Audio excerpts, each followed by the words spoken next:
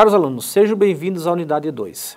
Nessa unidade estaremos discutindo as formas de concessão de crédito rural, as garantias e as despesas que são previstas no Manual de Crédito Rural. Além disso, discutiremos os mecanismos de liberação e sua fiscalização. Como foi discutido na unidade anterior, o crédito é uma relação pautada numa situação de confiança. Cada instituição, ela define a sua política de concessão de crédito, tendo critérios e também parâmetros para a liberação desses empréstimos. Qual que é a função desses parâmetros e critérios? É justamente tentar diminuir o risco e promover também uma certa uniformidade dessas decisões. O crédito não deixa de ser uma atividade de risco. Por que ele é de risco? Principalmente pensando no crédito rural. Porque uma atividade agrícola é uma atividade de risco. Ela tá sujeita às condições climáticas. Então, como ser uma atividade de risco, há necessidade que o tomador de crédito possa oferecer garantias para aquela instituição financeira, que é o credor que está oferecendo o crédito, possa ter condições de receber esse recurso futuramente. Então, cada instituição ela vai estabelecer um conjunto de normas, de parâmetros, critérios para poder liberar esse crédito. Claro, tudo isso também está centrado dentro daquilo que preconiza o Manual de Crédito Rural. Quando a instituição de crédito ela está operando recursos que são oficiais, quer dizer, que são do recurso do governo federal, ela está sujeita às normas que estão estabelecidas no Manual de Crédito Rural. Além dessas normas, em relação a termos de liberação do crédito, a instituição também pode criar suas normas próprias, colocando mais alguns critérios justamente para salvaguardar as suas garantias, a garantia que esse recurso retornará para a instituição.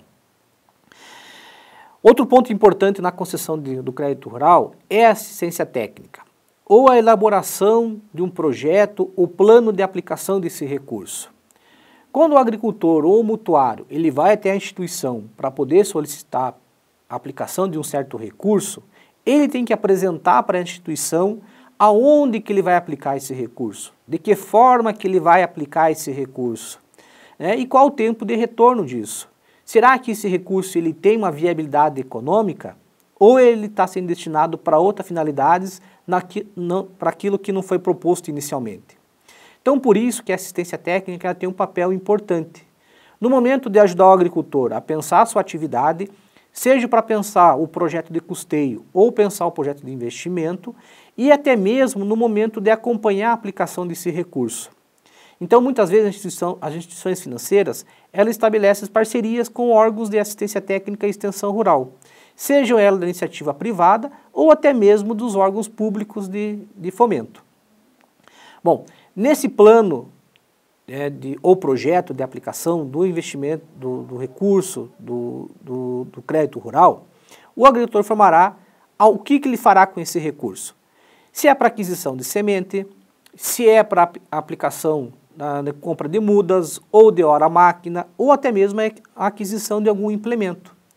Então, dessa forma, ele dará as suas garantias para a instituição financeira, que pode ser de várias formas, que pode ser uma garantia pessoal, que nesse caso daí nós temos o aval ou a fiança, que dá dando a garantia pessoal dele que esse recurso retornará.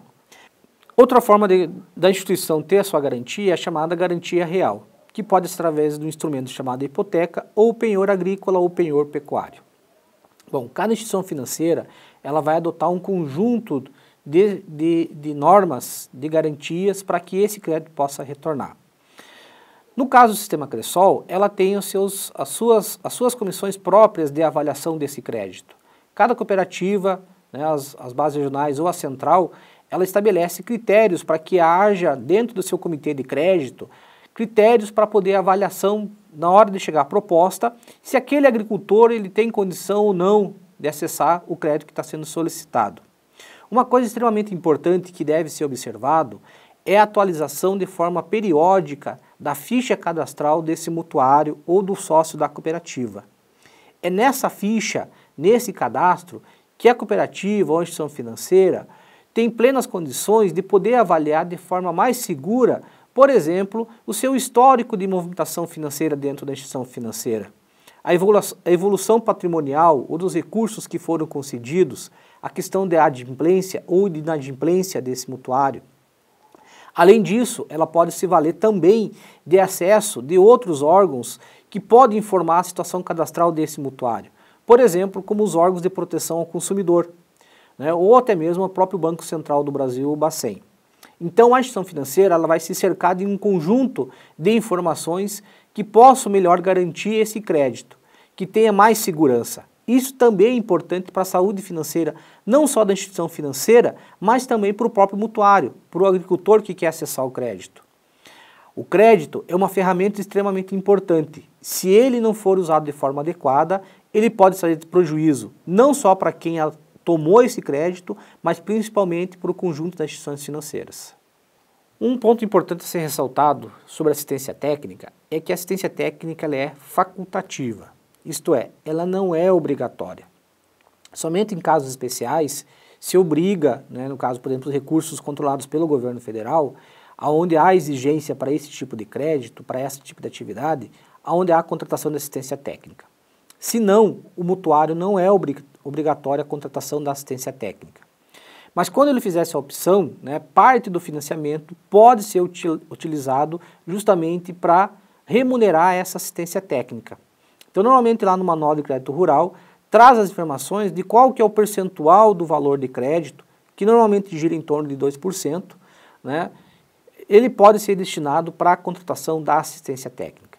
Bom, o profissional da área das ciências agrárias, né, ele primeiramente, tem que estar registrado junto ao Conselho Regional de Engenharia e Agronomia para que ele possa exercer sua profissão. Esse profissional será o profissional responsável por acompanhar todas as atividades previstas naquele projeto.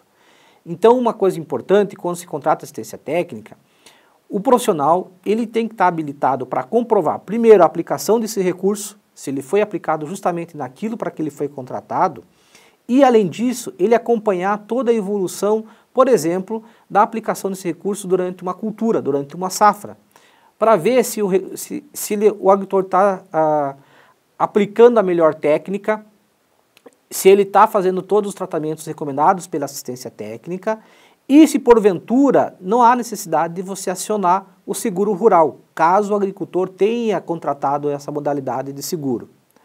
Então, a assistência técnica é uma opção facultativa para o agricultor. Outra coisa importante, extremamente importante, que deve ser orientada aos agricultores, é a comprovação da aplicação desses recursos. De que forma que o agricultor comprova que realmente os recursos foram aplicados? Mediante a apresentação das notas fiscais, da compra de adubo, da compra de semente, da contratação de hora-máquina, por exemplo, da compra de combustível.